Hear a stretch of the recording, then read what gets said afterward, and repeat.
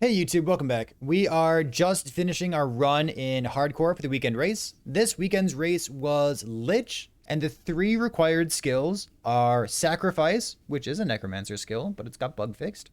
So Sacrifice, Harvest, which is like a melee thing, and the skill that we chose, which is Marrow Shards. So Marrow Shards, or if you want to affectionately call it Narrow Shards, is a skill that I've never really used in the past on a Lich, because if I wanted something that did single target damage that slot into a normal crit, necrotic, transplant, death seal, reaper form looking build, I would just use Rip Blood instead, because Rip Blood seems to do the job that Marrow Shards does, but a little bit easier and like a little bit more elegantly as well. So the big appeal of Rip Blood would be that if you open up your transplant skill tree and type in Control F Rip Blood, you'll see that there are some nodes there that say like you can proc Rip Blood on Transplant. And the aiming is nice and easy for Rip Blood as well. It hits twice because you're the blood splatters, you spec into both nodes in there. And it just kind of wraps up the whole room. It doesn't cost life, it brings life back to you, it feels pretty safe. It doesn't deal much damage, but you know, Rip Blood does the kind of thing that you would want your single target skill or like your right click skill in the Necrotic Lich build that you would normally see together. Just kind of ties the whole room together. Of note, what I'm going to do, I'm going to link a Lich build for you so you can kind of compare it.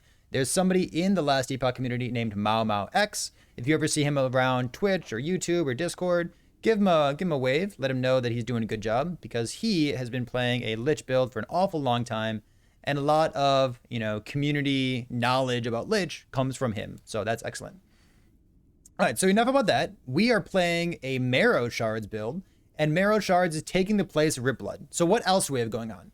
The rest of our build, we pop it open, look at the skills. It looks pretty normal. We have our Reaper Form and Death Seal and Transplant, which kind of builds up, you know, the backbone, the skeleton for how these Lich builds play. We have our Bone Curse for single single target like debuffing and applying some armor shred and whatnot. And then we also have our single target of Marrow Shards. So what does Marrow Shards have over Rip Blood? Well, first of all, it's the tournament, and we have to use it, so we don't have too many choices. But what do we gain by using this thing? And the answer is so much damage. It does so much damage. So Rip Blood, if we pop open the Rip Blood skill tree real quick, we see that it has blood splatters here. And normally blood splatters can't hit single target, but if you two blood splatters, then one Rip Blood will hit the enemy and one blood splatter will hit the enemy. So it kind of hits twice. And then maybe you convert it to necrotic damage, and you probably take the more damage multiplier down here. So you get some cast speed, you get some health returned to your character. It hits twice, and then you have like one little more damage multiplier. And that's probably about it for your Rip Blood. So let's compare that to Marrow Shards, which I have on my right click, and I'm using this for single target damage. We have, we'll talk about this node in a second. We have 25% more damage. We have 14% chance to double cast, which is kind of like 14% more damage. We've spec'd into 60% more damage down here. We have +3 base crit and +45 crit multi, +40 crit multi, +30 crit multi. Holy crap, that's a lot of crit multi. We have a tiny bit of chance to bleed, and then 100% more damage against bleeding targets. And then we also have this node over here that we've chosen to spec into. And this is what's going to happen in Bone Curse as well. It'll make some more sense in just a moment. So it says Marrow Shards hits deal 100% more damage, but it consumes one of your minions. So this is like the spice that kind of ties the build together. If you're looking at other Marrow Shards builds, you might see them come over to like Bone Splinters, maybe some Bone Splinter traveling faster, some crit chance, some crit multi. And Bone Splinters are nice because they have so much base crit here, 6, and then another 3 here, which is 9. 9 plus 5 is what, 14? You have 14 base crit without even using a catalyst if you go that route. So I know people like Lizard IRL are trying this out, and they seem to be liking it well enough. But what we gain is, instead of increasing the health cost, you can actually see we only have a 20% health cost increase. And when you play Marrow Shards, you're going to find out that it has a enormous life cost on it. And like it's 9% of your current life. So when you're in Death Seal, it's not a big deal. When you have all of your leech going, and we have a ton of leech in this build, it doesn't hurt too much. But one of the big differences that I felt between this Marrow Shards version and the Rip Blood version is Marrow Shards version, it's hard to stay in Reaper form. If we have 17 waves in one of those arena echoes, I don't really want to use Marrow Shards because the more I use it, the more I'm going to be draining my own life. And, you know, that last 17th wave of the Arena Echoes, I'm going to have to do it in human form. So, like, it's a tiny bit less comfortable than the Rip Blood versions. If you were using this build to farm Dungeon, for example, Dungeon, there's a lot of wandering around, and Lich is already not great for farming Dungeon because, you know, you really do want to be in Reaper form all the time if you could, you know, if you could have your druthers. But this build, because we're also using Marrow Shards for our damage, well, we get a tremendous amount of damage out of Marrow Shards, but it also makes the build a little bit less comfortable overall. So, let's talk about the skills, and then we'll talk about the gear and the mastery. And I think it's gonna be pretty straightforward to run through this character, but I just want to show you what we've done. We do have an Orion's Eye here, which is one of the rarest items in the game.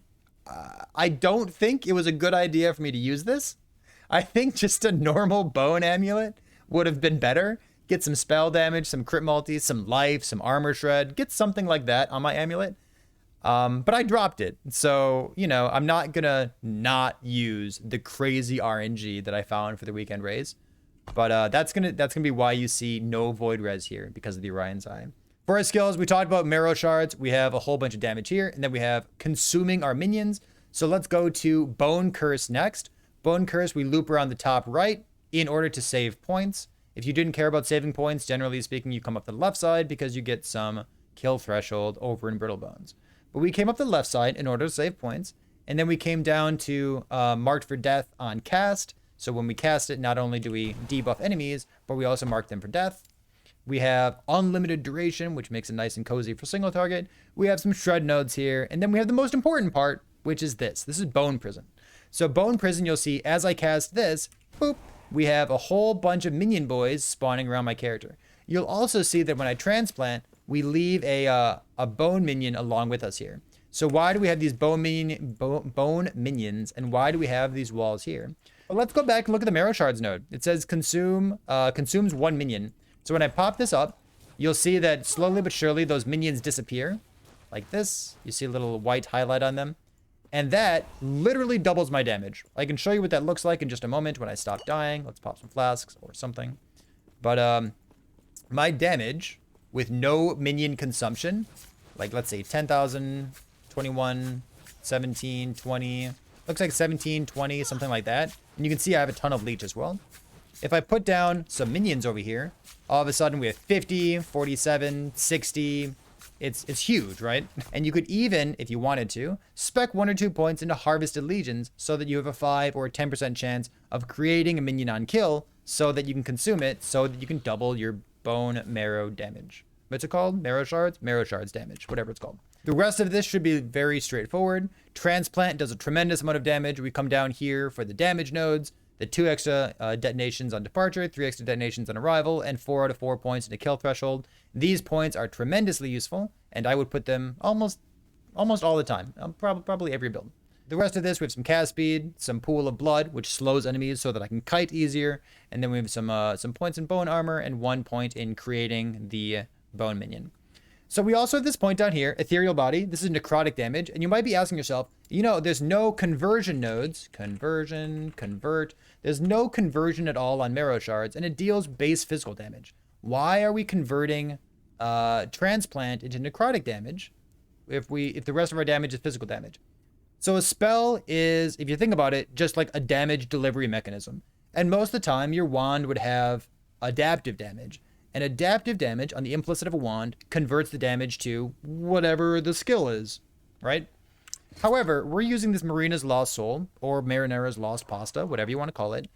And the base of this, instead of being adaptive damage, is 57 spell necrotic damage. So I don't have any adaptive damage. I only have necrotic. So I'm adding necrotic on. It's got plus 19 spell necrotic. It's got some spell damage. Got all this stuff. And that's just like extra damage that sits on top of Marrow Shards.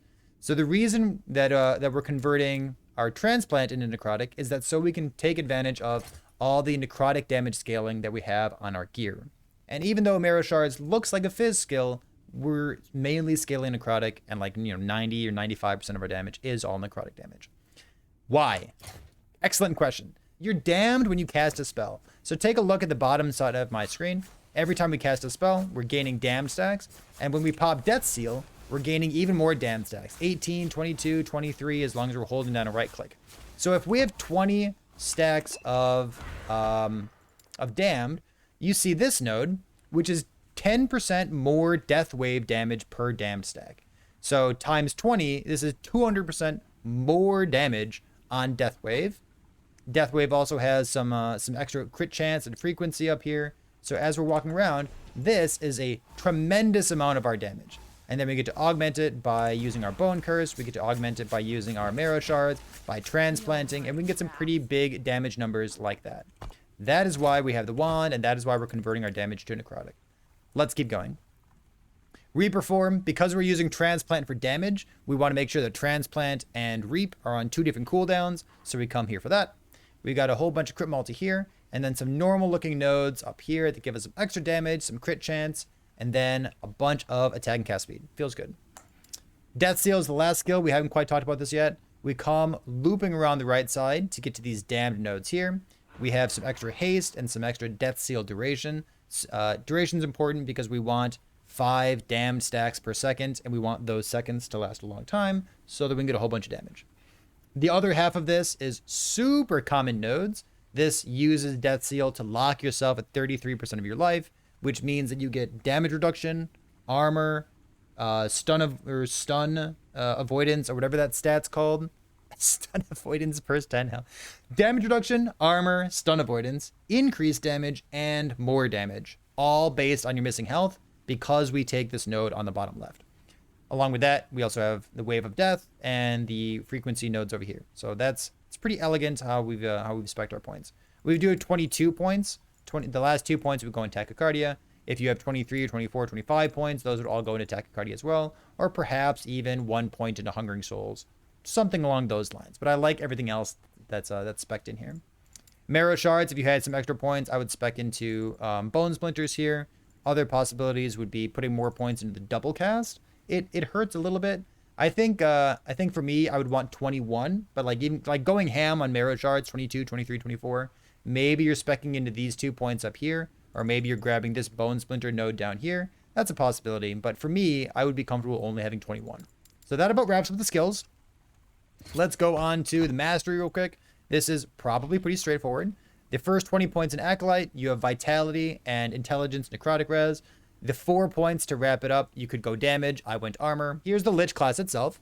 We are at low life very often because we're using Death Seal, so we spec into the Death Seal nodes. We have some Leech. We have some extra Bleed Chance. The Bleed Chance nodes are here because of Marrow Shards, because we have Marrow Shards hits deal more damage against bleeding enemies. And currently, my only bleed in the build comes from Marrow Shards itself. So I wanted some generic bleed chance so that my Wave of Death, my transplants, and everything else could also apply bleed. Next up is Vitality. We have some Necrotic Penetration over here. Crit chance, crit multi, crit chance, crit multi. We have 10 points into flat necrotic damage because it feels great. I'm going to skip over this node real quick. Spell damage here while you're not holding a shield, which is why we are using a catalyst in our offhand for a bunch of base critical strike chance. This is attack speed, cast speed. Some extra damage leech and increased leech rate. And then this is something that I spec'd during during the arena push itself. This point is 7% increased damage. You could put it down here. This is 8% increased damage. But these last couple points are a little bit flexible. So the last thing to talk about is this node here. This is the Elixir of Death. I would recommend putting 4, 5, 6, 10 points into Elixir of Death. You want at least 4. So what this does is it makes it harder to sustain Reperform. Okay, what it actually does is it turns your potions into something that kind of looks like Path of Exile. You pre-pot instead of potting after damage happens. When you're about to receive damage, or like when you're about to engage an enemy, you click your potion, and then you have less necrotic damage taken, less physical damage taken. All right, last up, gear. What's interesting here? We have life, death seal, recovery, and some endurance. We only have 2,000 life, but the reason that I'm okay with my current life total, we're at 2,100. If I take off the Marinas, you see that we're 2,300 because this thing has reduced health on it. If I show you my endurance threshold, you'll see that my endurance threshold and the 33% of low life where death seal drops me to is basically the same. So take a look at this number here, right? We are very, very often in our endurance, which means we very, very often have that 60% reduced damage taken from Endurance. So that's cool. We sealed tier 1 Reaper Form. Reaper Form gives us 21 points here. I spec my last point into Reaper's Curse for a little bit of 25% damage and 25% critical strike chance. So sealing stuff is very interesting. It's very cool. Wish we had more life, but it is what it is. We have big damage and crit chance here. We wanted to get as much crit chance as possible because Marrow Shards has a bunch of crit on it. It has +3 base crit and then plus another 6 from our offhand.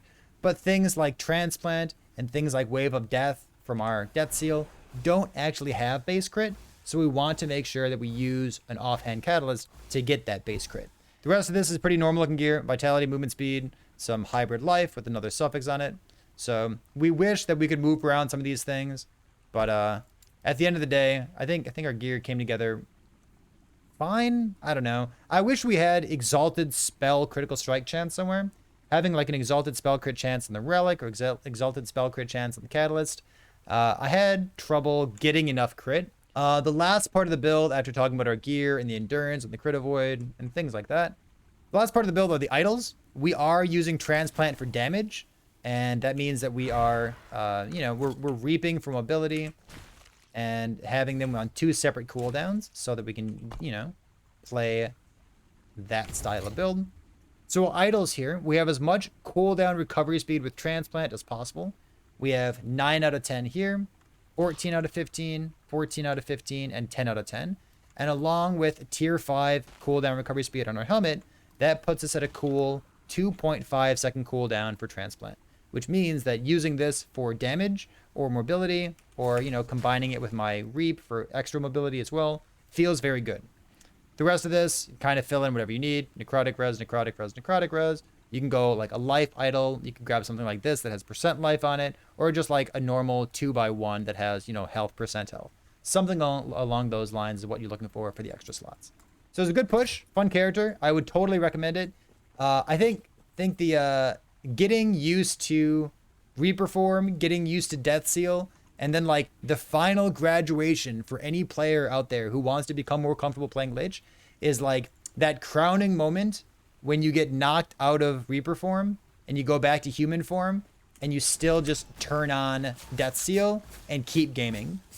When you're comfortable with human form Death Seal, that's when you know you've ascended to be a real Lich gamer. If you have any questions, you can leave those in the comment section of this video. You can always drop by Twitch at twitch.tv/ParryThePig, where we do these races every weekend and then work on our own characters during the week. So thanks for being here. I appreciate it. I'll see you next time.